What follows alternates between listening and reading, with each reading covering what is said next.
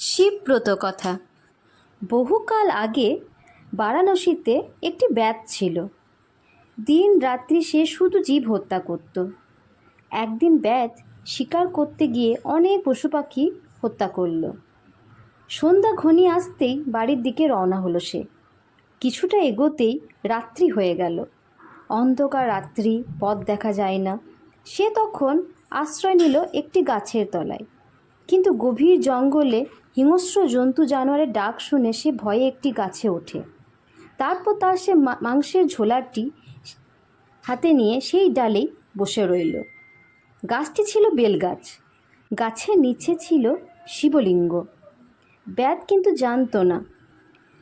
ব্যাত গাছের ডালে বসে নড়ে চড়েই শিশিরে ভেজা একটি বেলপাতা খসে পড়ল সেই শিবলিঙ্গের মাথায়। সেদিন ছিল শিব চতুর্দশী। ব্যাদও ছিল উপবাসী। তাই শিবের মাথায় বেলপাতা পড়তে শিব সন্তুষ্ট হলেন। ব্যাদ কিছুই জানত না, তবু তার শিব চতুর্দশী ব্রতের ফল লাভ হলো। সকালে ব্যাদ বাড়ি ফিরল। সবাই ছিল তার অপেক্ষায়। ব্যাদ ফিরে আসতেই তার বউ তাকে খেতে দিল। এমন সময় একজন অতিথি এলো বাড়িতে। ব্যাদ কী ভেবে তার খাবারগুলি অতিথিকে খেতে দিল। তাতে তার পারণের ফলও লাভ হলো। কিছুদিন বাদে ব্যাদ অসুস্থ হয়ে মারা গেল। যমদূতরা তাকে নিয়ে যাবার জন্য এলো। এমন সময় শিবদূতেরাও সেখানে হাজির হলো। দুজনে যুদ্ধ বেঁধে গেল। যমদূতরা হেরে গেল। শিবদূতরা তাকে কৈলাসে নিয়ে এলো। যমদূতরাও তাদের পিছনে পিছনে ধাওয়া করল। কৈলাসের দ্বারে নন্দী পাহারা দিচ্ছিল। সে যমদূতদের কাছে ব্যাধের কথা বলল, কিভাবে ব্যাত অজান্তেই শিব চতুর্দশী পালন করেছে।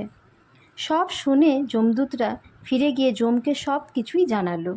যম বললেন, হ্যাঁ, যে শিব বা বিষ্ণুর ভক্ত আর যে শিব চতুর্দশী ব্রত করে এবং যে বারাণসী ধামে মারা যায়, তার উপর আমার কোনো অধিকার থাকে না।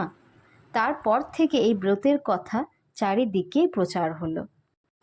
ওম নমঃ শিবায়, ওম নমঃ শিবায়, ওম নমঃ শিবায়। শিব প্রণাম। নমস্তুভ্যাং বিরূপাক্ষ নমস্তে দিব্যচক্ষুষে নমঃ পিনাক হস্তায় বজ্রহস্তায় বৈ নমঃ নমঃ ত্রিশূল হস্তায় নৃপশংসিপনায় নমস্তোনাথায় ভূতানাং পতয়ে নমঃ শিবায় শান্তায় কারণত্রয় হেতবে নিবেদয়ামি চত্তনং তং গতি পরমেশ্বরম। ওম নমঃ শিবায়।